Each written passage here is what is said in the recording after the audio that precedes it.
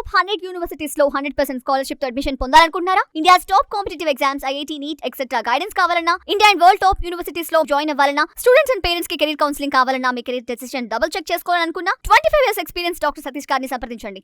నమస్తే, నేను మీ డాక్టర్ సతీష్ గారి మాట్లాడుతున్నాను.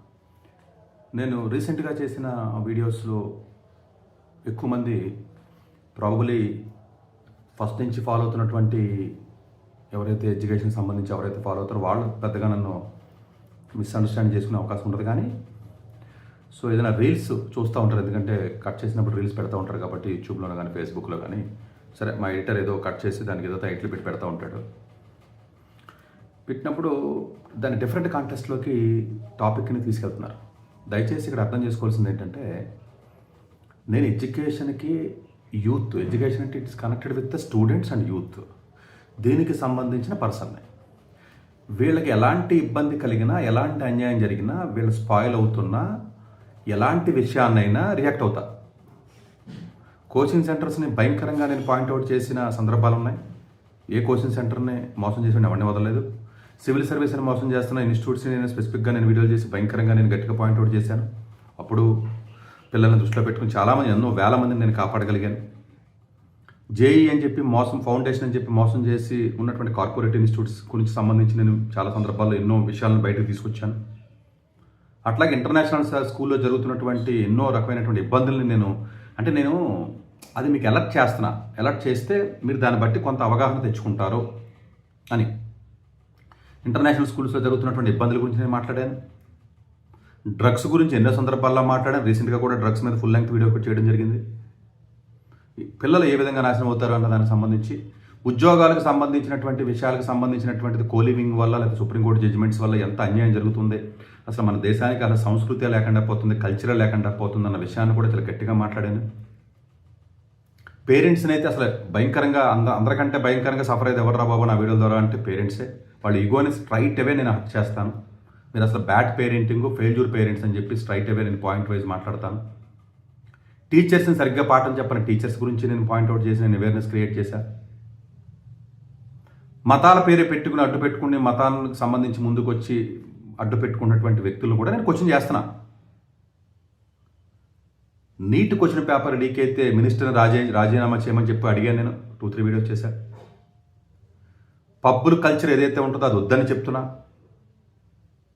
డ్రగ్స్ వద్దని చెప్తున్నా. కోలివింగ్కి పర్మిషన్ ఇవ్వద్దని చెప్తున్నా. పిల్లలు సోషల్ మీడియాలో విపరీతంగా స్పాయిల్ అవుతున్నారు యూత్.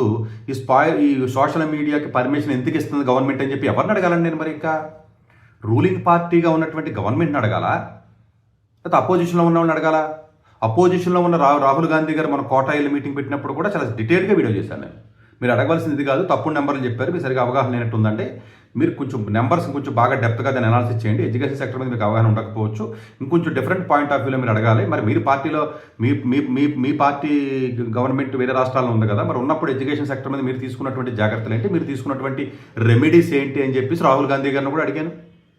ఇక్కడ కాంగ్రెస్ గవర్నమెంట్ రేవంత్ రెడ్డి గారు ఏదైతే ఎడ్యుకేషన్ మిషన్ మీ దగ్గర ఎందుకు పెట్టుకున్నారంటే, మీరు ఎడ్యుకేషన్ సంబంధించి మీకు పూర్తిగా అవగాహన ఉండకపోవచ్చు. ఎందుకంటే మీరేమి అంత ఎలైట్ కాలేజీల్లో లేకపోతే కాంపిటేటివ్ ఎగ్జామినేషన్స్ రాసి వచ్చినటువంటి బ్యాక్గ్రౌండ్ ఉన్న వ్యక్తులు కాదు కాబట్టి పిల్లల యొక్క బాధ మీకు అర్థం కాకపోవచ్చు. మీ దగ్గర ఎందుకు ఎడ్యుకేషన్ మినిస్టర్ పెట్టుకున్నారు? కొంచెం చదువుకున్న వ్యక్తికో లేదా కొంచెం అవగాహన ఉన్న వ్యక్తికి ఇస్తే అవకాశం ఉంటుంది. మీరు ఓన్లీ ఉస్మాన్ యూనివర్సిటీకి వెళ్ళి ఏదో స్టాన్ఫర్డ్ చేస్తానని మాట్లాడడం వల్ల ఉపయోగం ఉంటుందని చెప్పి ఆయన్ని మాట్లాడారు. అలాగే ఆంధ్రప్రదేశ్లో ఉన్నటువంటి హెల్త్ మినిస్టర్స్ లేదా వేరే వాళ్ళకి సంబంధించినటువంటి పార్టీ వాళ్ళు ఎవరైతే ఉంటారో వాళ్ళని కూడా తప్పు అండి. ఇది ఎడ్యుకేషన్ సంబంధించిన మినిస్టర్స్, ఎడ్యుకేషన్ సంబంధించినటువంటి ఆస్పెక్ట్స్, అది కోలివింగ్ అవని, యూత్ అవని, డ్రగ్స్ అవని, కోచింగ్ సెంటర్స్ అవని, పేరెంట్స్ చేస్తున్న తప్పులు అవని, లేకపోతే ఎమోషనల్ ఆస్పెక్ట్స్ కానీ, లేకపోతే పెళ్ళిళ్ళు కానీ, రిలేషన్షిప్స్ కానీ, లవ్ కానీ, లేపుకెళ్ళిపోవడం కానీ, సోషల్ మీడియాకి సంబంధించి కానీ, లేకపోతే సోషల్ మీడియాకి అలౌ చేస్తున్నటువంటి ఫ్రెండ్స్ లాంటి యాప్, లేకపోతే ఆ యాప్స్ ఈ యాప్స్ అలౌ చేస్తే పబ్లిక్ పార్న్ వీడియోస్ని సోషల్ మీడియాలో పెడుతున్నప్పుడు దాన్ని ఎందుకు బ్యాన్ చేయకూడదని అడగడం కానీ అన్నీ అడుగుతున్నా. ఏ సందర్భం వచ్చినప్పుడు ఆ పాయింట్ నేను అడుగుతున్నా. దీంట్లో పార్టీలు ఏంటి నాకు అర్థం కాదు. మతం ఏంటి? ఎవరైనా ఉంటే కదా అదే క్వశ్చన్ అడిగాను నేను. తప్పే ఉంది అందులోనూ. ఓపిక ఉంటే క్వశ్చన్కి ఆన్సర్ చెప్పండి, అయితే మానేయండి. కాదండి, నేను ఎడ్యుకేషన్ సంబంధించిన వ్యక్తి కాదు. మా ఫ్రెండ్స్ చాలామంది ఫోన్ చేసి ఈరోజు కూడా, నీకెందుకు ఇవన్నీ తలనొప్పులు, నీకెందుకు నువ్వేదో ఎడ్యుకేషన్ ఏదో పాఠాలు చెప్పుకునేదో నడిపించవచ్చు కదా, వాళ్ళు ఉద్ధరించేది ఏముంది, వాళ్ళు వాళ్ళు దస్తాలు నువ్వు చెప్తే మాత్రం వింటారా, వాళ్ళు పోయి ఓట్లు వేస్తారో లేకపోతే వాళ్ళు చేసేది చేస్తారో, వాళ్ళు ఎవడో మారరో, వాళ్ళ గురించి ఎందుకురా నువ్వు ఎక్కువ నువ్వు నీ ఆరోగ్యం పాడు చేసుకోవడం లేకపోతే నీ టైం వేస్ట్ చేసుకోవడం లేకపోతే ఎందుకు అని చెప్పేసి చాలామంది నాకు ఈరోజు ఫోన్ చేయడం జరిగింది. అంటే ఇక్కడ అర్థం చేసుకోవాల్సింది ఏంటంటేనంటే స్టూడెంట్స్కి సంబంధించి యూత్ పాడైపోతున్న సంబంధించి ఎలాంటి విషయంలో అయినా సరే నాకు ఏదో బాధ కలిగి నేను రియాక్ట్ అయిపోతూ ఉంటాను. అలాగే నా లైఫ్లో చాలా ఇబ్బందులు తెచ్చుకున్నాను నేను. అందుకనే కదా మోస్ట్ ఫెయిల్యూర్స్ ఎక్కువ చూసిన పర్సన్ అని చాలా వీడియోలో చెప్తూ ఉంటాను. చాలా ఫెయిల్యూర్ చూశానండి. ఒక ఫెయిల్యూర్ ఏంటంటే ఎన్నో ఇబ్బందులు, ఎన్నో కేసులు, ఎన్నో ఒడిదుడుకులు, ఎన్నో ఫైనాన్షియల్ డిస్టర్బెన్స్లు, ఎంతోమంది నన్ను మోసం చేయడం, ఎన్నో ఇబ్బందులు పడ్డానండి. ఎన్నో అంటే ఎన్నో, అన్లిమిటెడ్ అనమాట. అయినా కూడా ఆ ఇష్యూ వచ్చినప్పుడు నేను రియాక్ట్ అవ్వలేకుండా ఉండలేకపోతున్నాను. ప్రాబబుల్లీ నా చెప్పి విధానం కొంచెం హార్ష్గా ఉండొచ్చు, గట్టిగా ఉండొచ్చు, కొంచెం చేసినప్పుడు కొంత సీరియస్నెస్ ఉండొచ్చు. బట్ జనరల్గా మనసు సున్నితంగానే ఉంటుంది. నేను అడిగేటప్పుడు నా పాయింట్ నాకు మైండ్లో ఉంటుంది, ఎందుకు ఇబ్బంది పడుతున్నానని అడిగాను నేను. ఇందులో మతానికి సంబంధం ఏముందంటే, కులానికి సంబంధం ఏముందని అడిగాను. మరి ఎవరిని అడగాలను? ఇప్పుడు నన్ను ఎవరిని అడగమంటారా? శ్రీరాముడు, లార్డ్ శ్రీరామ, మనందరం భగవంతుడు కింద పూజించే లార్డ్ శ్రీరామ చిన్న మాట ఇచ్చినందుకు ఎన్నో సంవత్సరాల పాటు రాజ్యాన్ని వదిలి అడవిలోకి వెళ్ళినటువంటి సందర్భాలని మనం పూజిస్తున్నాం. అలాగే ఏకపత్ని వ్రతుడని ఎన్నో క్వాలిటీస్ని మనం భగవంతుడు ఎవరైతే ఉన్నారో లార్డ్ వెంకటేశ్వర కానివ్వండి, ఆంజనేయ స్వామి కానివ్వండి, లేకపోతేనేమో లార్డ్ రామ కానీ, ఏవైతే మనం దేవుడి కింద మనం మనసారా మనం పూజిస్తామో వీళ్ళ చెప్పినటువంటిది ఏ ఫార్ములాను, వాళ్ళు చెప్పినటువంటి ఎలాంటి వాళ్ళు పాటించింది, వాళ్ళ నడిచిన నడవడికలోది 1% కూడా ఫాలో అవ్వట్లేదు కదా. ఫాలో అవ్వకుండా మీరు ఆ ధర్మాన్ని కాపాడుతారని చెప్తున్నారు, ఇది ఎలాగ సాధ్యం అవుతుందని అడిగానండి క్వశ్చను. ఎవరైనానండి, అది నేను నా ఉద్దేశం క్రిస్టియన్ మతమా లేకపోతే ముస్లిం మతమా హిందూ మతం అని కాదండి. ఎవరైనా వాళ్ళ మత గ్రంథాల్లో చెప్పినటువంటి ఏవైతే ఇంపార్టెంట్ ఉంటాయో, మనం ఏదైతే బలంగా నమ్ముతున్నామో ఆ నమ్ముతున్న వాటిని మనం పాటించకుండా నేను ఈ మతాన్ని కాపాడుతాను అన్నటువంటి తప్పు అన్న పాయింట్ నేను చెప్పా. దానికి వేరే రకమైనటువంటి అర్థాలను తీసుకురావడం వల్ల ఉపయోగం ఉందంటే నేను ఎవరిని అడగాలండి? మరి ఇప్పుడు పేరెంట్స్కి ఇప్పుడు BA+ IASని మోసం చేస్తున్నారని చెప్పి వీడియో చేశాను. ఇన్స్టిట్యూట్స్ని భయంకరంగా దాన్ని గట్టిగా అడిగాను. పేరెంట్స్ పిల్లల జీవితాలను నాశనం చేస్తున్నారు మొబైల్స్ ఇచ్చి, parents culprits, parents failure parents అని చెప్పారు. పేరెంట్స్ వల్లే పిల్లల జీవితాలను స్పాయిల్ అయిపోతున్నారు, నాశనం అయిపోతున్నారు, మీకు అవగాహన లేకుండా రాంగ్ డెసిషన్ తీసుకోవడం వల్ల పేరెంట్స్ని భయంకరంగా అడుగుతున్నాను. గవర్నమెంట్ కోలివింగ్ గురించి, డ్రగ్స్ గురించి, సోషల్ మీడియా గురించి నేను అడుగుతున్నాను. నా టాపిక్లు అవే కదా. మరి ఎవరిని అడగాలి ఇప్పుడు? సోషల్ మీడియా బ్యాన్ చేయమని, కోలివింగ్స్ బ్యాన్ చేయమని ఎవరిని అడగాలి? సుప్రీంకోర్టులో ఇచ్చినటువంటి జడ్జిమెంట్స్ సంబంధించి తప్పు ఉన్న జడ్జిమెంట్స్ అని ఎవరిని అడగాలి నేను? మరి సుప్రీంకోర్టులో చాలా జడ్జిమెంట్స్ మనకు కావాల్సినట్టుగా మనం తెచ్చుకుంటున్నాం కదా, మరి ఇవి కూడా మనం రావాలి కదా. మరి ఎవరిని అడగమంటారు? నాకు అర్థం కావట్లే పాయింట్. నేను ఎవరిని అడగాలి కదండి. అడగడంలో ఒక టైంలోనేమో టీచర్ని తిడుతున్నాను కాబట్టి పేరెంట్స్ అందరూ నాకు ఎగనెస్ట్ అవుతారు, ఒక టైంలోనేమో పార్టీని అడుగుతున్నాను కాబట్టి పొలిటికల్ పార్టీని ఆ పార్టీ వాళ్ళు ఎగనెస్ట్ అవుతున్నారు, ఒక టైంలోనేమో మతాన్ని మీరు ఫాలో అవుతున్నారు కదా, బట్ మీరు ఏది ఫాలో అవ్వట్లేదు, మతాన్ని కాపాడుతానంటున్నారు లేకపోతే కులాన్ని కాపాడుతానంటున్నారు, కరెక్ట్ కాదు అని చెప్పి నేను అడుగుతున్నాను. కాదండి, మనకి ఒక రకమైనటువంటి సిస్టము, ఒక కల్చరు, లేకపోతేనేమో ఒక ట్రెడిషన్స్, సిస్టమ్స్ మనకి ఉన్నాయి కదా, భారతదేశానికి చరిత్ర అని చెప్తున్నాం కదా మనం. అది కాపాడడంలో ఫెయిల్ అవుతున్నాం కాబట్టి నా పాయింట్ అడుగుతున్నా. మరి అది మనం కాపాడాలి కదా. మరి ఇప్పుడు ఎవడో ఒకటి ఇంటలెక్చువల్స్ అడగాలి కదండి. ఇప్పుడు పొలిటీషియన్స్ అంటే వాళ్ళకి అంత డెప్త్ నాలెడ్జ్ ఉండదు, అది పాలు పైపైన మాట్లాడుకుంటూ పోతూ ఉంటారు వాళ్ళు. మరి ఎవరు అడగాలి? ఓన్లీ చదువు పాఠాల గురించి నేను చెప్తున్నా, కానీ అలా కాదండి. యూత్ మొత్తం పాడైపోతుందండి. నేను చెప్పి చదువు వల్ల, పాఠం వల్ల 100కి 10 మందో లేకపోతే 100కి 4-5 బెనిఫిట్ అవ్వచ్చు. కాలేజీలో అడ్మిషన్స్, లేకపోతే JEE చదవంటారా, నీట్ చదవంటారా. మరి మిగిలిన 90 మంది నాశనం అయిపోతున్నారు కదండి. సరైన స్కూల్స్ లేవు, సరైన పాఠాలు చెప్పట్లేదు, సరైన క్వాలిటీ ఎడ్యుకేషన్ లేదు, సరైనటువంటి ఫ్యాకల్టీ రిక్రూట్మెంట్ లేదు, మోసం చేస్తుంది గవర్నమెంట్, వేల కోట్లు ఖర్చు పెడుతుంది, పన్నుగా కట్టినటువంటి డబ్బులు వేల కోట్లు ఖర్చు పెడుతుంది, అవుట్కమ్స్ రావడం లేదు, పిల్లల బానిసలు అయిపోతున్నారు, సోషల్ మీడియాలకి, డ్రగ్స్కి, లేకపోతే మందుకి, లెక్కర్కి బానిస అయిపోతున్నారు, స్కూళ్ళల్లో కూడా ఏదో వేరే రకరకాలుగా పట్టుకెళ్ళి వాడుతున్నారు అని నేను ఎక్స్పోజ్ చేయకపోతే, ఈ చెప్పకపోతే, నేను అడగకపోతే నాశనం అయిపోయేది భావి తరాలే కదా. మన నెక్స్ట్ జనరేషన్స్, మనం అలాగే కొంతకాలం చచ్చిపోతాం, మనకు అలాగే వయసు వచ్చి అయిపోతుంది కదా. ఇప్పుడు నాలాంటి పాయింట్అవుట్ చేసి వాడి వయసు వాడు ఎలాగే చచ్చిపోతాడు, నేను చచ్చిపోతాను. నెక్స్ట్ తరాలు ఎవరైతే ఇప్పుడు నాకు తరాలతో పనే ఉంది అని అంటే ఎట్లా అండి? కాదు, నిజమైనటువంటి మతం కానీ, నిజమైనటువంటి మనిషి, నిజమైనటువంటి సాంప్రదాయం, నిజమైనటువంటి విధానం ఏంటంటే హ్యుమానిటీ అండి. హ్యుమానిటీయే చచ్చిపోయింది. మనకు కావాల్సింది హ్యుమానిటీ. మనిషిని మనిషి కింద చూడడం, మనిషిగా గుర్తించడం, అదే మనకి లేదు. ఏవేవో మాట్లాడుతున్నాం, పెద్ద పెద్ద మాటలు మాట్లాడుతున్నాం మనం. అది సంబంధం లేని ఎంతో పెద్ద పెద్ద మాటలు మాట్లాడుతున్నామండి. పక్క మనిషిని మనిషి కిందే మనం చూడలేకపోతున్నాం కదండి. ఇది తప్పు. హ్యుమానిటీ మనకు కావాలి కదా. కులాలు మతాలతో మనకు పని ఏంటి? మనకు కావాల్సింది హ్యుమానిటీ. మనిషి కింద బతుకుదాం. తండ్రి పాత్ర, కొడుకు పాత్ర, సిటిజన్గా ఉన్నవాడు సిటిజన్ పాత్ర, అమ్మమ్మ నానమ్మగా ఉన్నవాడి పాత్ర వాళ్ళ పాత్ర, అంకులుగా ఉంటే అంకుల పాత్ర, స్టూడెంట్గా చదువుకునే స్టూడెంట్కి స్టూడెంట్ పాత్ర, ఫాదర్గా ఉన్నవాడి పాత్ర ఫాదర్గా పాత్ర, ఒక భక్తుడిగా ఉన్నవాడికి భక్తుడి పాత్ర, ఒక పొలిటీషియన్గా ఉన్నవాడికి పొలిటికల్గా ఉన్న రెస్పాన్సిబిలిటీస్ వాడి పాత్ర ఏంటి? ఇది అడుగుతున్నా. ఇది కరెక్షన్ చేసుకోకపోతే భావితరాలన్నీ మొత్తం కనుమరుగైపోతాయి. చిన్న పిల్లలండి, 8వ తరగతి 9వ తరగతి 10వ తరగతి పిల్లలు బట్టలు ఇప్పుకుని డ్యాన్స్ వేస్తే అది సోషల్ మీడియాలో పెడుతున్నాం మనం. మరి బాధ కదా అవి చూసినప్పుడు. ఎన్ని రకాల పైనికిమాలిన యాప్స్ అనేది సోషల్ మీడియాలో వస్తున్నాయండి. వెబ్ సిరీస్ అండి, భయంకరంగా. అసలు కనీస అవగాహన ఉందండి? ఇప్పుడు వెంకటేష్ హీరో గారు పెద్ద ఆయన అంటే ఎంతో గౌరవం నాకు. ఎలాంటి వెబ్ సిరీస్ చేశాడండి ఆయన? అట్లాంటి చేయించండి ఒక రెస్పాన్సిబుల్ పొజిషన్లో ఉండి. అది అడుగుతుంటే తప్పు అంటారు నన్ను. ఏ ధర్మాన్ని డిఫైన్ చేయమని అడుగుతున్నాను నేను. కాన్స్టిట్యూషన్లో ఉందా? మన కాన్స్టిట్యూషన్ ఫాలో అవ్వాలి మనం? దేన్ని ఫాలో అవ్వాలి మనం అని అడిగాను నేను. మీరు డిఫైన్ చేసి ఇది ఫాలో అవ్వండి, భారతదేశం మొత్తానికి ఇదే రూల్ అని చెప్పండి, ఫాలో అవుతాం అందరం. పబ్లిక్ ఎందుకు ఇచ్చారండి మీ పర్మిషన్స్? తప్పు కదా.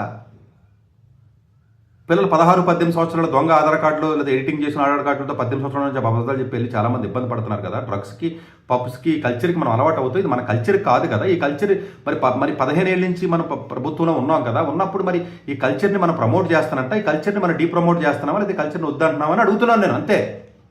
నా ఫర్మీ నేను ఎప్పుడు 47 సంవత్సరాల వయసు ఉన్నవాడు, 30 ఏళ్ళ వయసు ఉన్నవాడు, 40 ఏళ్ళ వయసు ఉన్నవాడు వెళ్ళి పాడైపోతున్నాడు, వాడికి న్యాయం జరగండి, లేకపోతే వాడికి పెన్షన్ ఇవ్వండి, లేకపోతే వాడికి న్యాయం చేయండి, లేకపోతే ఇంకోటి చేయండి గురించి ఎప్పుడు అడగలేదు కదండి నేను అడిగేది ఏంటి? స్టూడెంట్ ఎడ్యుకేషన్ అంటే ఏంటంటే స్టూడెంట్ యొక్క లైఫ్ పర్సనాలిటీకి సంబంధించిన మనిషిని కూడా నాకు సంబంధం లేదంటే ఎట్లాగా?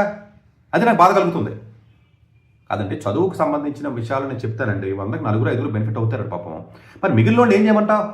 మిగిలిన వాళ్ళు దారి తప్పేస్తున్నారో, మిగిలిన వాళ్ళు ఇబ్బంది పడుతున్నారో, ఆ దారి తప్పకుండా కాపాడడంలో నా బాధ్యత కింద నాకు ఎందుకు ఆ సెన్సిటివ్గా నాకు చిన్నప్పటి నుంచి అలా ఉండిపోయింది నాకు. కాబట్టి దానికి సంబంధించి నేను మాట్లాడుతున్నా. మరి ఏం చేయమంటారు నన్ను? ఎవరిని అడగద్దా? తండ్రిని అడగొద్దు, తల్లిని అడగొద్దు, స్కూల్లో ఉన్న టీచర్ని అడగొద్దు, కార్పొరేట్ ఎడ్యుకేషన్ అడగొద్దు, ఇంటర్నేషనల్ స్కూల్లో అడగొద్దు, సొసైటీని అడగొద్దు, గవర్నమెంట్ని అడగొద్దు, అపోజిషన్ పార్టీని అడగొద్దు, మినిస్టర్ని రాజీనామా చేయని అనొద్దు. పేపర్ లీక్లు అవుతూనే ఉంటాయి. కులాల కింద వేరు చేసి పబ్బం గడుపుకుని పిల్లల్ని ఎన్ని ర్యాలీస్లో స్టూడెంట్స్ జీవితాలు నాశనం అయిపోయినాయండి. పొలిటీషియన్స్ ఎంతమంది పిల్లల్ని వెనకాల తిప్పుకుంటున్నారు. మరి పొలిటీషియన్స్ అందరూ యూత్ పిల్లల్ని అందరూ వెనకాల తిప్పుకుని వాళ్ళ జీవితాలు నాశనం చేస్తున్నారు. కాబట్టి అక్కడ కూడా ఉన్నది స్టూడెంట్స్, యూతే కదా. మరి వాళ్ళ జీవితాలు నాశనం అవుతుంది కదా. వాళ్ళకి అవేర్నెస్ ఇవ్వాల్సిన బాధ్యత నాకు లేదని మీరు ఎలా అనుకుంటారు? మీరు అలాగే ఏం చేయట్లేదు కదా. సోఫాల్లో కూర్చొని కామెంట్లు పెట్టడమే కదా. సోఫాల్లో కూర్చొని కామెంట్లు పెడతారండి మీరు ఎప్పుడు ఏమి చేశారు? నేనంటే ఎన్నో లక్షల మందికి నేను చైతన్యపరిచాను, ఎంతోమందికి దారి చూపించాను, ఎంతోమందికి చదువు చెప్పాను, ఎంతోమందిని ఉన్నత స్థితికి తీసుకెళ్ళాను. అది కదా నేను గర్వంగా చెప్పుకుంటాను. ఎంతోమంది కనీసం తప్పుదోవ పట్టకుండా కాపాడగలుగుతున్నాను కదా నేను కనీసం. మరి మీరేం చేశారు చెప్పండి? ధర్మాన్ని ఫాలో అవుతానని చెప్తున్నారండి. ఓకే, నేను ఒప్పుకుంటాను. అది ఏ ధర్మం అనవండి, ఏ మతం అనవండి. నేను అందులోకి నన్ను లాక్కండి. సరే, ఏం చేశారు మీరు? పర్సనల్ ఇంట్రెస్ట్ తప్ప ఏముందండి దీంట్లో? పిల్లల జీవితాలు నాశనం అయిపోతున్నాయి. ఈ రౌడీల కింద స్కూలు కాలేజీ అసోసియేషన్స్ అనో, లేకపోతే రౌడీల కిందో, లేకపోతే ఎమ్మెల్యేల కిందో, లేకపోతే పొలిటీషియన్స్ దగ్గర ఈ చిన్న పిల్లలను తిప్పుకుని వాడుకుని క్రైములు జరుగుతున్నాయి, మర్డర్లు జరుగుతున్నాయి. ఇది వద్దు. పిల్లల్ని మీరు పాలిటిక్స్లోకి లాగొద్దు. మీ జాబ్ మీరు సావండ్రా, వీళ్ళని లాగొద్దురా. వీళ్ళని సినిమా హీరోలకి అభిమానుల కింద తీర్చిదిద్ది పాలాభిషేకం చేయడం ఏంటండి? నాకు అర్థం కాదు. సిగ్గు లేకుండా హీరోలు ఎలా చేయించుకుంటారు? కనీసం నాకు పాలాభిషేకం ఎందుకు, నాకు కట్అవుట్ లేదు కానీ అనలేకపోతున్నారు కదా హీరో. ఒక హీరో వచ్చి ఇన్స్టిట్యూట్స్కి పబ్లిసిటీ చేస్తే తప్పు అని చెప్పాను, ఒక హీరో వచ్చి పానపరాకి పబ్లిసిటీ చేస్తే తప్పు అని చెప్పాను, ఒక హీరో వచ్చి థమ్సప్ తాగుతాడు నువ్వు తాగట్లేదని చెప్పాను, ఒక హీరో వచ్చి కులం గురించి మాట్లాడేవాడు ఆడు కులం దాన్ని పెళ్లి చేసుకోలేదని చెప్పి నేను అడిగాను. తప్పే ఉంది ఇందులోనూ. దీనివల్ల యూత్ ఇన్ఫ్లుయెన్స్ అయ్యి స్పాయిల్ అవుతున్నారండి. వీళ్ళ దేశానికి లేదా ప్రపంచానికి అవసరమైనటువంటి ఎంతోమంది యూత్ వీళ్ళ పాడవకుండా కాపాడాలి కదా. మీ ఇంట్లో మీరు మాట్లాడుతున్నా ఎవరైతే నన్ను తిట్టుకుంటున్నారో మీకు పిల్లలు ఉన్నారండి. ఆ పిల్లల భవిష్యత్తు గురించి నేను పోరాడని అడుగుతున్నాను. మీరు వేరే పార్టీ అయి ఉండొచ్చు, మీరు వైఎస్ఆర్సీపీయా లేకపోతేనేమో కాంగ్రెస్ పార్టీయా లేకపోతే ఇంకొక పార్టీ కాదండి. మీ పిల్లలు మీ మనవల గురించే కదా నేను మాట్లాడేది. నీకున్న మత పిచ్చో, నీకున్న కుల పిచ్చో, నీకున్న పార్టీ పిచ్చో, నీకున్న వ్యక్తి పూజ పిచ్చో నీ పిల్లలకి బతుకుదేరు చూపించగలిగిందా? అది నువ్వు బతుకుదేరు గురించి, నువ్వు పొలిటికల్ అన్ఎంప్లాయ్మెంట్ గురించి, బతుకుదేరు గురించి ఉన్నావా? భక్తులేంటండి నాకు అర్థంగా. రాజకీయ పార్టీలకు భక్తులేంటండి? ఎక్కడ ఉండదండి ప్రపంచంలోనూ. కాదండి, ఇష్యూ బేస్డ్ కదా మనం మాట్లాడాలి. ఒక ఇష్యూ తప్పైంది, మనం ఇష్యూ తప్పైంది, రాహుల్ గాంధీ గారిని అడుగుతున్నాం, అడగాలి. ఒక ఇష్యూ తప్పైంది, మినిస్టర్ రాజీనామా చేయమని చెప్పాం. ఒక ఇష్యూ తప్పైంది, ఇక్కడ హోమ్ మినిస్టర్ గారిని మాట్లాడమని చెప్పాం. మనం దేశం మొత్తానికి కదండి గవర్నమెంట్ అంటేని. ఒక ఏరియాకో, ఒక మతానికో, ఒక స్టేట్కో కాదు కదా. ఒక స్టేట్ని పాలించగలిగారు, ఇంకో సెంట్రల్ గవర్నమెంట్ ఉంది, ఇంకొక స్టేట్లో లేదు, వాళ్ళ పార్టీ లేకపోతే వదిలేస్తున్నారు. ఇది తప్పు కదా అని అడుగుతున్నాం. కాదండి, ఇప్పుడు ఎవడు అడగాలి? ఎవడొకటి ఇంటలెక్చువల్స్ అడగాలి కదండి. ఇప్పుడు నేను నా జీవితాన్ని వదులుకుని మొత్తం కాదండి, నేను ఈ పని కాకపోతే నేను హ్యాపీగా నేను బతకగలను కదండి. నేను హ్యాపీగా ఏదో పని చేసుకోగలను, లక్షల కోట్లు సంపాదించుకునే క్యాపబిలిటీ భగవంతుడు నాకు ఇచ్చాడు, ఇంకో పని చేసుకోగలను. అది కాదురా, ఇది సొసైటీ నాశనం అయిపోతుంది అని బాధ కలిగి చిన్న పిల్లలండి నేను చూస్తున్నామండి. పాపం అండి, చాలా పాపం. వాళ్ళ జీవితాలు నాశనం అయిపోతున్నాయిరా. దీనికి కులాన్ని అంట కడతారేంటి? మీరు ఏ కులమేమో, నువ్వు ఏ కులం అయితే ఏంటి, ఎవరికి కావాలి? నువ్వు ఏ మతం అయితే ఎవరికి కావాలి? ఈ చెత్త అంతా మనకెందుకురా? పిల్లల భవిష్యత్తుకు సంబంధించి మాట్లాడి ప్రతి మాట కూడా అందరికీ అవసరమే. మీరు అలా లేకపోతే జనరేషన్స్ అంతరించిపోతాయని చెప్తున్నాను నేను. మీ పార్టీతో పనేంటి, మీ కులంతో పనేంటి? పిల్లలు ఎలా ఉన్నారా? జన్ ఆల్ఫా తెలుసా మీకు కనీసం? ఆ జన్జీ చేస్తున్నటువంటి తప్పులు, వాళ్ళ తప్పులో గెంటుతున్నటువంటి మీడియా, వాళ్ళ తప్పుల్లో గెంటుతున్నటువంటి పొలిటికల్ సిస్టమ్, వాళ్ళ తప్పుల్లో గెంటుతున్నటువంటి రూల్స్ అండ్ రెగ్యులేషన్స్, వాళ్ళ తప్పుగా గెంటుతున్నటువంటి సుప్రీంకోర్టు జడ్జిమెంట్స్, వాళ్ళ తప్పుగా ప్రేరేపణ చేస్తున్నటువంటి ఇన్స్టిట్యూట్స్ కానివ్వండి, వాళ్ళు తప్పుగా చేస్తున్నటువంటి ఫ్రెండ్స్ కానీ, వీటిలన్నింటిని నేను పాయింట్అవుట్ చేసి మీకు నేను అవేర్నెస్ ఇవ్వకపోతే ఎట్లాగా మీరు కాపాడుకుంటారు పిల్లల్ని? అంటే పిల్లలు లేనోళ్ళు, ముసలోళ్ళు అయిపోయినోళ్ళు, వాళ్ళ పిల్లలు వాళ్ళే నాశనం అయిపోయి ఇగోతోనని తిడుతున్నారా? ఎవడన్నా ఒక చదువుకుని పిల్లోడు ఉన్నటువంటి కొంపలో 2 రాష్ట్రాల్లో నన్ను అడిగి నన్ను అనగలిగి దమ్ము, నన్ను అనగలిగి పాయింట్అవుట్ చేయగలిగే ధైర్యం ఎవరికంటే ఉంటుంది నాకు అర్థం కాదు. అన్లెస్ మీ ఇంట్లో ఉన్న కుర్రోడు ఎవడో స్పాయిల్ అయిపోయో, చెడిపోయో, వరస్ట్ కోర్సులో జాయిన్ అయ్యో, కెరియర్ నాశనం అయిపోయో, లేదా పిల్లలు మీదికి లేకో, లేదా పిల్లలు ఆల్రెడీ సెటిల్ అయిపోయినాడో ఉన్నవాడు తప్ప, ఆల్రెడీ పిల్లలు చదువుతున్న పిల్లలను దృష్టిలో పెట్టుకుని చేస్తున్నాను వీడియోలు. నా జీవితంలో ఎప్పుడైనా సబ్స్క్రైబ్ చేయండి లేదా ఫాలో అవ్వండి అని చెప్పానా? ఎవరికి కావాలండి? నాకు అర్థం కాదు. మీరు ఎవరికి కావాలి? నేను ఏమైనా అడిగాను ఎప్పుడన్నా ఈరోజు నమ్మ జనాల్ని? ఎవడ ఫాలో అమ్మన్నాడు అసలు నన్ను? మీ మాట నాకు నచ్చలేదు అంటాడు ఒకడు, నచ్చకపోతే ఎవడ ఫాలో అమ్మన్నాడు? పక్కకు నువ్వు నచ్చినోడు వింటాడు. నేను ఏమన్నా అడుక్కున్నానా లేకపోతే నేను ఏమన్నా వినమని చెప్పాను? ఎవరికి కావాలి? నేను ఇచ్చిన ఇన్ఫర్మేషన్తోనో నేను చేసిన దాంట్లో 1000 మంది బాగుపడుతున్నారా? మీతో నాకు ఉపయోగం ఏంటి అసలు? నాకేం ఉపయోగం లేదు అసలు. నేను అలా ఎదిగి వచ్చినవాడిని, ఎక్కడో రోడ్డు మీద ప్లాట్ఫామ్ మీద వచ్చిన వ్యక్తిని కాబట్టి, ఆ సెన్సిటివ్ పర్సన్ కాబట్టి పిల్లలకు అన్యాయం జరుగుతుంది. పసిపిల్లలు పాపం, వాళ్ళు 10 సంవత్సరాల పిల్లలకి డ్రగ్స్ ఏంటండి? 10 సంవత్సరాల కాదండి, అదేదో ఒక సినిమా వచ్చింది ఇప్పుడు, పెద్ద సినిమాలో సాంగ్ ఏదో ఉంది, ఆ మీనింగ్ కూడా తెలిసి అవుతుంది. చిన్న పిల్లలకి డ్రెస్సులు వేసి డ్యాన్స్లు వేస్తున్నారండి అబ్బాయిలు పెట్టి పక్కన. అవి మనం రీల్స్లో చూసి నెంబర్ 1 అని చెప్తున్నామండి. ఆ కోర్టు మూవీ చూసి 10, 11, 12 తరగతి పిల్లలు లవ్ చేస్తే దాన్ని తీసుకెళ్లి జూనియర్ కాలేజీల్లో డ్యాన్స్లు వేయించి ఆ సినిమాని ప్రమోట్ చేశారండి. ఎంతో గొప్పగా మాట్లాడుతున్న శివాజీ లాంటి వ్యక్తి దేశం గురించి మాట్లాడతాడు కదైనా. డ్రగ్స్కి సంబంధించిన సినిమాలు పెట్టి చేస్తున్నారు, ఇది తప్పు, వెబ్ సిరీస్కి సంబంధించి తప్పు అని అడుగుతున్నా. అడగద్దా? తప్పే ఉంది అందులో. నాకు ఆల్రెడీ వెక్స్ అయిపోయింది. నేను అందుగురించి కొత్తగా ఒక సీరియస్ వస్తుంది మీకు వీడియోస్. మనిషి నాకు అర్థమైంది ఏంటంటే ఓవర్గా అబ్జర్వేషన్స్ అంటే డాక్టర్ సతీష్ ఐఆర్ఎస్ ఇన్సైట్స్ ఒక వీడియో చేయబోతాను మోస్ట్లీ. ఏంటంటే వీడియో కాదు, ఆ సిరీస్ అనమాట. మనం తండ్రిని, తల్లిని, సొసైటీని, మతాన్ని, కులాన్ని, పొల్యూషన్ని, ఫుడ్ని మన ఆలోచన విధానం కాదు. ఇవేవి కూడా ఎక్స్టర్నల్ ఫ్యాక్టర్స్ మనం మార్చడం. ఆల్రెడీ పొల్యూట్ అయిపోయింది, నాశనం అయిపోయింది. మనం చేయగలిగిన లాస్ట్ పని ఏంటి? మనల్ని మనం మార్చుకోవడం. దట్ ఈస్ కాల్డ్ ఇన్సైట్స్ అంటారంటే, అంటే ఫిలాసఫీ. ప్రాబబ్లీ ఆ వీడియోస్ నేను ఆల్రెడీ ప్లాన్ చేస్తాను. ఎందుకంటే నేను కోవిడ్లో ఉన్నప్పుడు వందల వేల పేజీల పుస్తకాలు రాసుకున్నా పబ్లిష్ చేద్దామని. సరే నా ఒకటి వల్ల అవ్వలేదు, దానికి ఫుల్ టైము స్టామినా కావాలి. రాసుకున్నాయి, చేతితో రాసుకున్నాయి. అవి చూపిస్తాను నెక్స్ట్ వీడియోలో. అందులో ఒక్కొక్కటి తీసి వీడియోలు చేయాలని డిసైడ్ అయ్యాను. ఎందుకంటేనండి, నేను ఇప్పుడు ఏదైనా క్వశ్చన్ అడిగితేనేమో అడగకూడదు అంటారు. కాదండి, నేను స్పెసిఫిక్ మతం కులం కాదండి. నాకేమి తిండి లేని రోజుల్లో, నాకు చదువు లేని రోజుల్లో ఎవడో ఒక పాస్టర్ పాఠం చెప్పాడండి నాకు. పాపం ఆ రోజు నా కులం ఏంటి ఏం చూడలేదు కదా. ఎంతోమంది నన్ను చేరదీస్తేనో, ఎంతోమంది నాకు చదువు చెప్తాను ఈరోజు నేను పొజిషన్లోకి వచ్చాను. నేను నాకు కులం ఏంటి, కులం మతం ఏంటి నాకు అర్థం కాదు.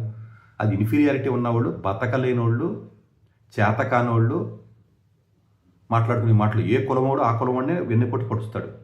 ఇది మీకు చెప్తున్నానండి. ఎక్కడైనా సరేనండి, కాపులు, కమ్మ, రెడ్డో, ఎస్సీయో, ఎస్టీయో, రాజులనో, బయట అక్కర్లా. ఈ జ్ఞానం ప్రజలకు రావాలి, వాడుకోవడమే కదండి ఇవన్నీ. సో ఎనీవే, నేను ఆ విషయం జోలికి నేను పక్కకు పెట్టాను. నా పర్టికులర్ దానికి నేను కాదు, కానీ బట్ డెఫినెట్గా నేను అందరినీ అడుగుతున్నా. ఒక పార్టీనో, ఒక మతాన్నో, ఒక కులాన్నో సంబంధించినటువంటి వ్యక్తిని కాదు. నాకేమి ఇన్స్టిట్యూషన్స్ లేవు, నాకేమి బిజినెస్లు లేవు, నాకేమి పార్టీలు లేవు, నిన్న పొలిటికల్ పార్టీ ఉండి కాదు. ఒక సామాన్యమైనటువంటి ఒక మధ్యతరగతి పర్సన్ని అంతే. ఇది మీ పిల్లల బాగు గురించే మాట్లాడుతున్నా. మీరు ఇష్యూ బేస్డ్ చూడండి. మీరు ఏదైనా ఒక పార్టీకి సంబంధించినోడు, ఒక కులానికి సంబంధించినోడు, దాన్ని తిట్టాను అనుకుందాం నేను ఏదో వేరే కాంటెస్ట్లో. మీరు అది పట్టించుకోకండి. అది మీ పర్సనల్ ఒపీనియన్ కదా. నేను మాట్లాడేది పిల్లల భవిష్యత్తు గురించి మాట్లాడుతున్నా. నేనేం మాట్లాడాను 1 రూల్ వీడియోలో నిన్న? ధర్మం అని చెప్తున్నాం కదా. మీరు ఎందుకు ఇస్తున్నారండి? సుప్రీంకోర్టు జడ్జిమెంట్లు అలా ఎందుకు వస్తున్నాయి? కోలివింగ్లు ఎందుకు వస్తున్నాయి? ఇవన్నీ ఎందుకు వస్తున్నాయని అడిగాను నేను. ఏది మనకు సంబంధించినటువంటిది, ఏది మన సంస్కృతి, ఏది మనకని అడిగాను నేను. మొగుడు చచ్చిపోతే పెళ్ళం కూడా వెళ్ళి చితి మీద చచ్చిపోవాలని చెప్పాం కదండి మనం. చొక్కాలు ఇప్పేసి, షర్ట్ ఇప్పేసి, చేతులు కట్టుకుని తలగా దించుకుంటే ఊరవతల మనం కులాల కింద సపరేట్ చేసి పెట్టాం కదా మనం. ఇలా చాలా చేశాం కదండి మనం మన హిస్టరీలోకి వెళ్ళినట్లయితే. ఒకప్పుడు ఒకటే సంపాదించేవాడు ఇంటి మొత్తం మీద కాబట్టి వాడు చెప్పినట్టు అందరూ వినేవారు కాబట్టి, అది కుటుంబం కింద ఉంది కాబట్టి కుటుంబ రిలేషన్స్లో నెంబర్ 1 అని చెప్తున్నాం మనం. ఇప్పుడు అందరూ ఇండివిజువల్గా సంపాదించుకున్నారు కాబట్టి అది కూడా పోయింది. మా ఫ్రెండ్ చెప్తున్నాడు పొద్దున్న ఇదే విషయాన్ని నాకు. బట్ ఎనీవే, నా ఇంటెన్షను స్టూడెంట్స్కి, యూత్కి ఎలాంటి ఇబ్బంది కలగకూడదో, దానికి సంబంధించినటువంటి ఏ విషయాన్నైనా ఎక్కువగా పేరెంట్స్ని నేను పాయింట్అవుట్ చేస్తాను. నచ్చకపోవచ్చు, నచ్చన ప్రతి వ్యక్తి 2 చేతులు పెట్టి దండం పెడుతున్నాను రా బాబు మీకు. దయచేసి నా వీడియో కనపడగానే అన్ఫాలో చేసేయడం, అన్సబ్స్క్రైబ్ చేసేయడం, నాట్ ఇంట్రెస్టెడ్ కొట్టేయడం. సింపుల్ లాజిక్ అంతే, అసలు వేరే లేదు. ఇప్పుడు దాకా నా జీవితంలో యూట్యూబ్ నుంచి ₹1 కూడా తీసుకోలేదు నేను. అసలు ఆప్షనే ఉండదు నాకు. పెట్టినా అసలు తీసుకుని అసలు ₹1 నేను ఇప్పుడు యూట్యూబ్ నుంచి నేను వాడలా. ఇప్పటిదాకా నా యూట్యూబ్ నుంచి వచ్చిన ఇన్కమ్, ఇంతకుముందు వేరే ఛానల్లో వచ్చింది, కానీ నా జీవితంలో, ఇది ప్రామిస్ చేసి చెప్తున్నాను, నా జీవితంలో ₹1 కూడా నేను యూట్యూబ్ ఇన్కమ్ ఇప్పటిదాకా వాడలా. ఫ్యూచర్లో తెలియదు, అది వేరే విషయం పక్కన పెడదాం. నా ఉద్దేశం ఇప్పుడు మీరు వినాలి, లేకపోతేనేమో మీరు అందరూ ఫాలో అవ్వాలి, లేకపోతే నేను ఏదో పొలిటికల్ పార్టీ పెడతాను ఏంటిది, నాకు అలాంటి ఉద్దేశాలు ఏమీ లేవు. నేనైతే క్వశ్చన్ అయితే క్లియర్గా ఎక్కడ తప్పు జరిగితే స్టూడెంట్స్కి, యూత్కి సంబంధించిన ఏ విషయమైనా సరే, అది సినీ ఇండస్ట్రీయా, ఎంటర్టైన్మెంటా, ఎడ్యుకేషనా, ఇన్స్టిట్యూట్సా, పార్టీల, కులాల, మతాల, దేనికి సంబంధించి అది స్టూడెంట్కి కనెక్ట్ అయ్యి, యూత్కి కనెక్ట్ అయ్యి ఉంటే మాత్రం ఇమీడియట్గా రియాక్ట్ అయిపోతాను నేను. ఇది నా మనస్తత్వం. ప్రాబబ్లీ నచ్చకపోవచ్చు. నచ్చిన వ్యక్తులందరూ దయచేసి అసలు ఎవడో నా వీడియోలు చూడకండి అసలు. ఎందుకంటే పాపం కొంతమంది ఎవరో ఉంటారు పాపం మొక్కత్తంగా ఫాలో అయ్యేవాళ్ళు. ఏదో చదువుకుందాం, బాగుపడదాం, మనకెందుకు ఇవన్నీ కులాల మతాల ముందు బతకాలి కదా, తిండే కావాలనుకుంటారండి. మధ్యతరగతి లోయర్ మిడిల్ క్లాస్ వాడికి ఏం కావాలండి? ఏదో పిల్లలు చదువుకుని కొంచెం సెటిల్ అయ్యి ఏదో బతికితే చాలు అనుకునే వాళ్ళు ఉంటారండి పాపం. అలాంటి వాళ్ళు ఎక్కువ ఉన్నారండి. వాళ్ళకి సంబంధించి మనం మాట్లాడుతున్నాం. పొగరెక్కిపోయి, పార్టీలకు సంబంధించి, కులాలకు సంబంధించి పొగరెక్కిపోయి, డబ్బులు ఎక్కువైపోయి, ఉన్న వ్యక్తులు కానీ, లేదా ఆల్రెడీ వాళ్ళ ఇళ్లలో పిల్లలు ఆల్రెడీ చెడిపోయో నాశనం అయిపోతే ఇగోతో జలసీతో మిగతా వాడి పిల్లలు బాగుపడకూడదు సతీష్ గారు చెప్తే అని చెప్పి నా మీద మొన్న కూడా చెప్తున్నాడు, సార్ మీ మీద దాడి చేస్తే మా పిల్లలు అలాగే పాడైపోయారు, నాశనం అయిపోయారు, సరిగ్గా చదువు అవ్వలేదు, పోరంబోగులు తిరుగుతున్నారు, బ్యాడ్ హ్యాబిట్స్ అలవాటు అయిపోయినాయి, మీ వల్ల ఇంకా మిగతా పిల్లలు బాగుపడిపోతారేమో జలసీతో మిమ్మల్ని తిట్టేస్తున్నాం సార్ అని చెప్పాడు. అప్పుడు అసలు ఎంత డెప్త్ ఉందో చూడండి ఈ పాయింట్లో. అసలు నేనే షాక్ అయిపోయాను. సో అందువల్ల ఏంటంటే దీనికి సంబంధించి నేను ఇంకా అంతకుమించి నేను అంటే బట్ ఇష్యూ వచ్చినప్పుడు డెఫినెట్గా నేను రియాక్ట్ అవుతాను, చెప్తాను సార్ నాకు ఇబ్బందులు వస్తున్నాయి, మరి నేను చేసేది ఎంతకాలం చేయలేదు అంతకాలం చేస్తాను, తర్వాత మానేస్తాను, చేసేది ఉంటుంది. డాక్టర్ ఎస్ సతీష్ గారు ఏపీ తెలంగాణ విద్యార్థులకు సుపరిచితమైన పేరు. సతీష్ గారు 2001 యూపీఎస్సీ పరీక్షల్లో ఇండియన్ రైల్వే విభాగంలో ఉద్యోగం సాధించారు. సతీష్ గారు చదివిన చదువులు engineering, MTech, MBA executive MBA, MSc, MBA HR, MA psychology లాంటి పోస్ట్ గ్రాడ్యుయేషన్ డిగ్రీతో పాటు డాక్టరేట్ కూడా చదవటం జరిగింది. సతీష్ గారు నిరంతర విద్యార్థి. అలాగే సతీష్ గారు పలు ప్రతిష్టాత్మక కాంపిటేటివ్ పరీక్షల్లో యూపీఎస్సీ నిర్వహించే సివిల్ సర్వీస్ పరీక్షలో 179వ ర్యాంక్, అలాగే ఇంజనీరింగ్ సర్వీస్ లో 24వ ర్యాంక్, గేట్ ఎగ్జామ్ లో 4వ ర్యాంక్, క్యాట్ ఎగ్జామ్ లో 99.8%, జిమాట్ 76 స్కోర్, ఇలా పలు కాంపిటేటివ్ ఎగ్జామ్స్ లో మొదటి ప్రయత్నంలోనే ఎన్నో ర్యాంకులు సాధించారు. ఎన్ని క్వాలిఫికేషన్ డిఫరెంట్ పరీక్షలు ర్యాంకులు సాధించిన వ్యక్తులు మన ఇండియాలో చాలా అరుదనే చెప్పాలి. ఇలాంటి అకాడమిక్ లో పరంగా, కాంపిటేటివ్ పరంగా ఎన్ని ర్యాంకులు సాధించడంతో పాటుగా గవర్నమెంట్ ఉద్యోగం చేస్తూ పలు అవార్డులు తీసుకున్నారు. సతీష్ గారికి జోనల్ లెవెల్లో general manager award, all India లెవెల్లో నేషనల్ లైఫ్ టైమ్ అచీవ్మెంట్ గుర్తింపు దక్కాయి. అక్రిసియేషన్ of president life time సేవశ్రీ award Andhra Pradesh మంత్రి నుంచి అందుకున్నారు. వీటితో పాటు పలు రకాల అవార్డులను అందుకున్నారు. ఎన్నో ప్రతిష్టాత్మక ఆర్గనైజర్స్ పర్మనెంట్ మెంబర్ గా ఉన్నారు. కష్టపడి పైకి వచ్చిన వ్యక్తి కావటం వల్ల గత 20 సంవత్సరాల నుంచి ఎంతో మంది చిన్నపిల్లల దగ్గర నుంచి 5, 6 తరగతుల విద్యార్థుల నుంచి పెద్ద పీజీ, పిహెచ్డీ కాలేజీలకు వెళుతూ విద్యార్థులకు అవగాహన కల్పిస్తుంటారు. ప్రతి విషయం పైన డాక్టర్ సతీష్ గారు స్పష్టమైన అవగాహన కలిగి ఉన్నారు. డాక్టర్ సతీష్ బలంగా నమ్మే సూత్రం ఏంటంటే అవేర్నెస్ ఈజ్ ఎవ్రీథింగ్. మనిషికి అవేర్నెస్ ఉంటే ఏదైనా సాధించగలరు. ఒక్క మోటివేషన్ తోనే కాదు, ఏది చేయాలి, ఏది చేయకూడదు, ఎలాంటి డెసిషన్ తీసుకోవాలి అన్న విషయాలపై, ముఖ్యమైన విషయాలపై అవగాహన కల్పిస్తుంటారు. అలాగే గవర్నమెంట్, ప్రైవేట్ జాబులే కాకుండా ప్రపంచ దేశాల్లోని జాబ్స్ పై కూడా అవగాహన కల్పిస్తుంటారు. ఉద్యోగాలతో పాటు పెద్ద చదువులైన ఐఐటి వంటి వాటిపై సెషన్స్ నిర్వహిస్తూ ఉంటారు. ఇప్పటి వరకు 3 లక్షల సెమినార్స్ ఒక్క రూపాయి తీసుకోకుండా ఉచితంగా నిర్వహించారు.